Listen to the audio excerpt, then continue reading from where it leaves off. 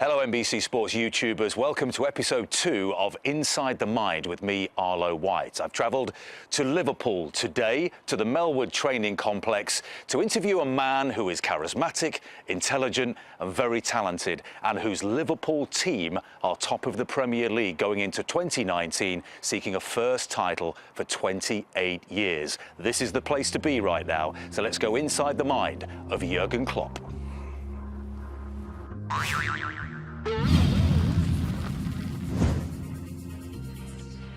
Well, welcome to episode 2 of Inside the Mind, and I've come here to Liverpool, to the Melwood Training Complex to talk to Jurgen Klopp, manager of Liverpool, top of the table at the moment. Jurgen, thank you very much for your time. This is just a crazy, busy, festive period that you're right in the middle of. So I'll get straight into question number 1.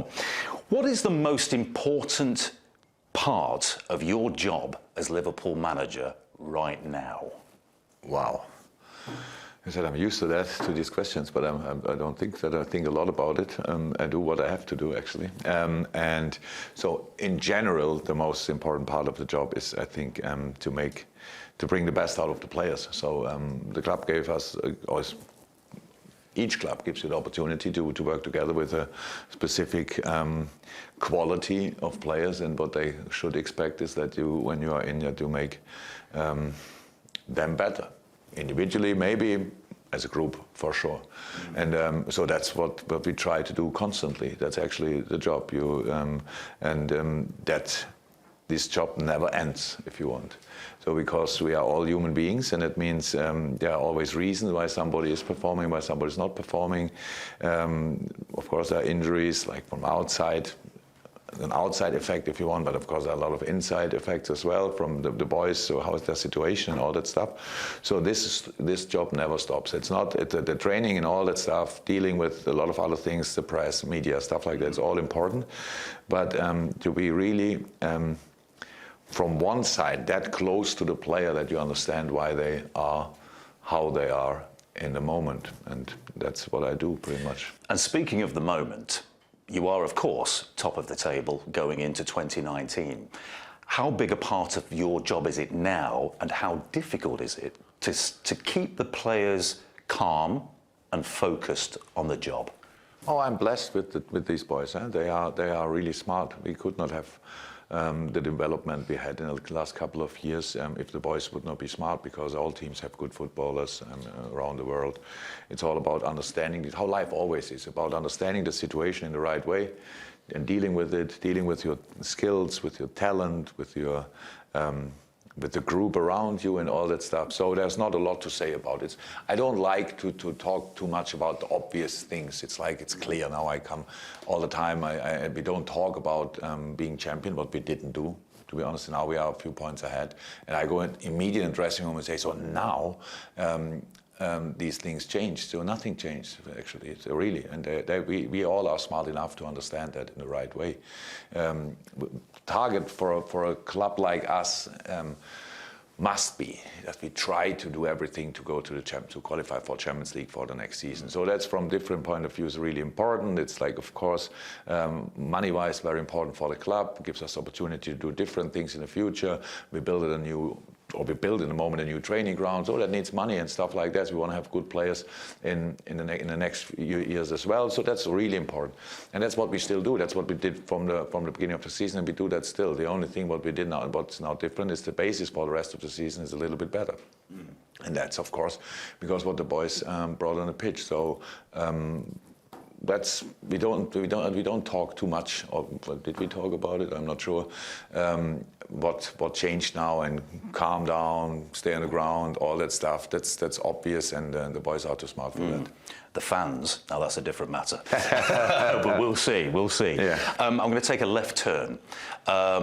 When I was growing up, when I first got into football, Liverpool were the greatest club in England and in Europe. You don't look that old. I moisturise heavily. And then it was Manchester United for 20-odd years.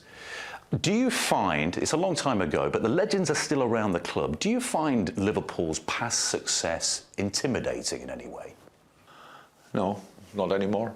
I think we got really rid of that backpack. That was a very important thing.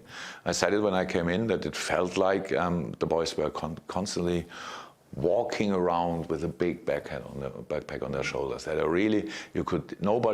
no player thought, I'm good enough for the expectations everybody around had. This was not an obvious thought. It's not you don't have it. It's like a feeling. It's like, well, what can I do? They signed me. Now I'm here. Now I have to do what I do, but I cannot change my overnight. So and all that stuff. So that's still that's things. By the way, they start again. It's like all these stories that I don't read English press too much, but it was immediately after we were first in the table. It started immediately that in the last 10 years, only 2 times the team. On top of the table didn't get the Christmas champion, if you want. It was Liverpool. It's like immediately that's okay, we are that. So that's not us. So what we are, Liverpool, 100%. Everybody feels that, but we cannot. Nobody's responsible for the history. If that would be, if you would be responsible for the history of your grandfather or what he did or not did, that's just not possible. And so that was, I think, for us it was easy. I think the people needed a bit longer to really give us that chance that we can start creating our own story. And meanwhile, I'm in since a bit more than 3 years. We feel ourselves. We feel okay. We are good enough for the expectations of the people, and that's of course It's a very important part of all.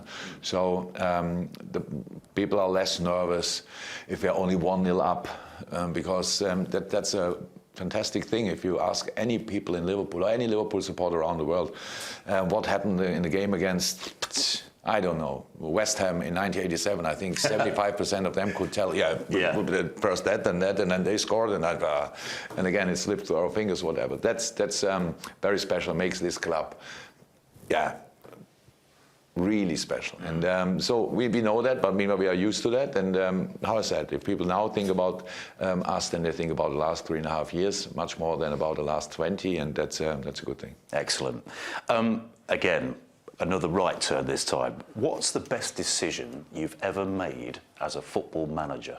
Signing for Liverpool. There you go, Liverpool fans.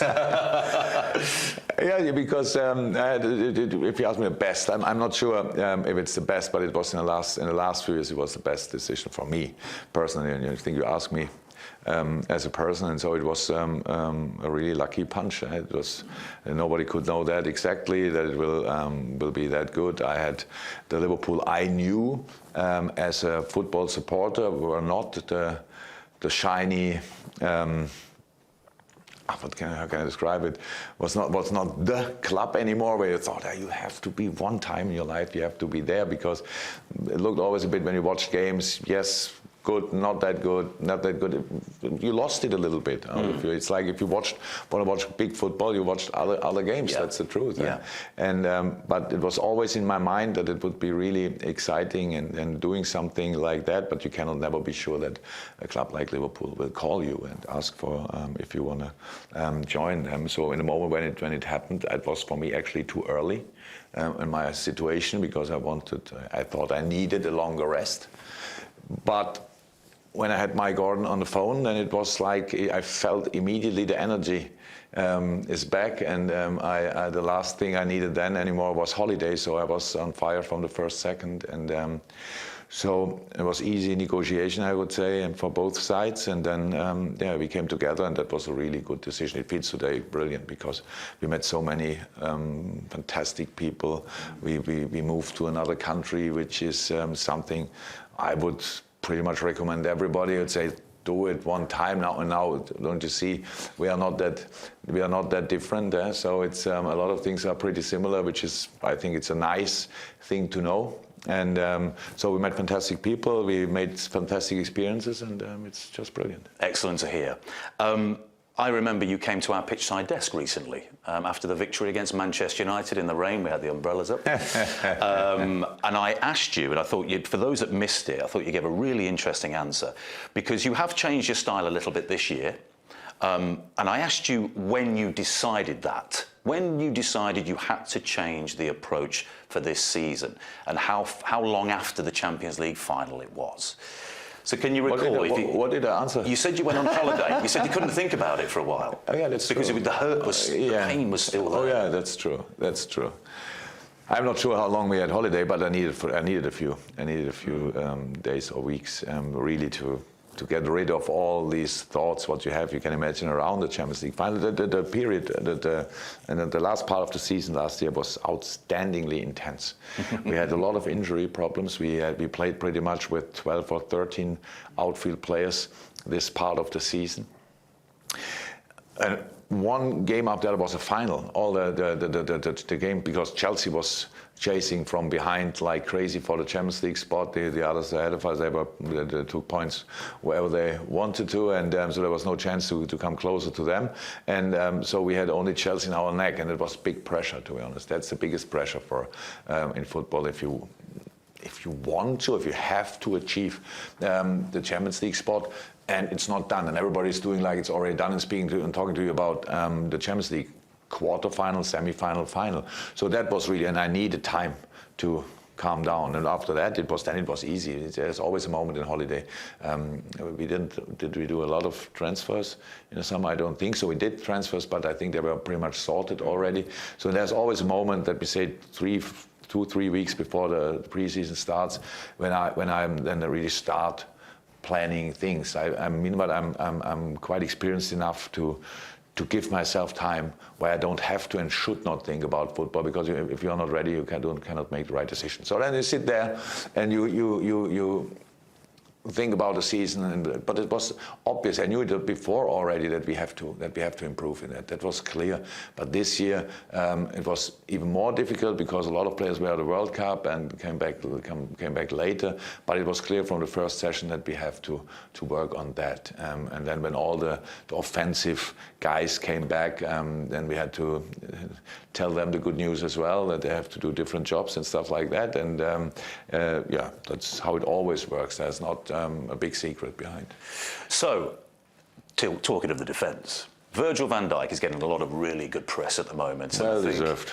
Well, it's a year, isn't it? Just over a year since the famous photo of him with the Liverpool shirt in front of the Christmas tree. Did you imagine it was going to go as well as it has? Has he exceeded expectations, or is this what you expected?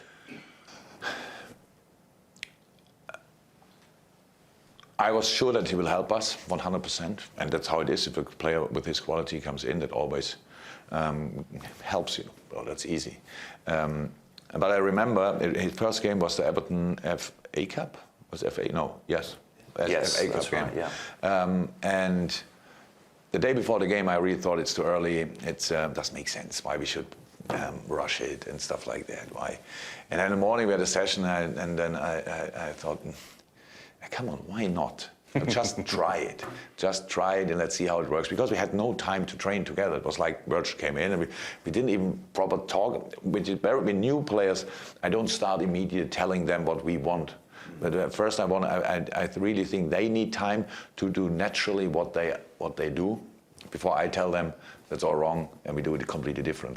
And then after 3-4 days, Virgil was in. Obviously, I didn't speak to him about what I expect from him. That was nothing. And so he played it pretty much from a, yeah. He came in and played. And it was from the first second, obviously outstanding. And that's a big surprise because the way Southampton obviously defended is completely different to what we do. Or what we did and what Southampton did. We don't talk about now. But we defend much higher, so on the pitch, and Southampton is very often pretty deep. They're a good football playing side, but it was different. So and then you speak a little bit about that, but really don't want to give too much information because you want the player, not the guy you build now together with him in the next couple of years. And so it worked pretty well. And that was the very good sign. And of course, then it's lucky that he can score a goal immediately. That gave him, of course, a big boost. It was unfortunately since then he only scored once now. We had to wait a while for number 2, didn't we? So not everything is perfect. Yes.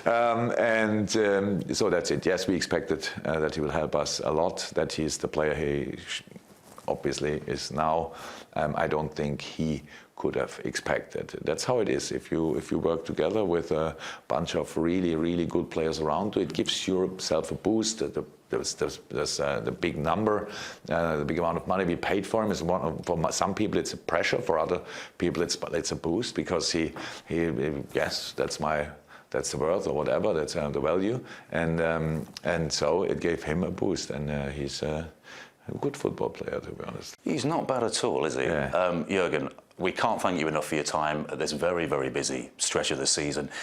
I think 2019 is going to be a special year for you, for everybody involved in Liverpool Football Club.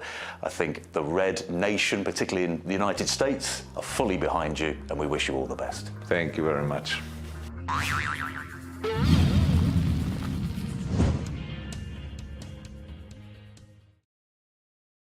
Hi, I'm Rebecca Lowe, studio host for NBC's coverage of the Premier League. Don't forget to hit subscribe to watch highlights all season long, and be sure to tune in for Premier League mornings on NBCSN.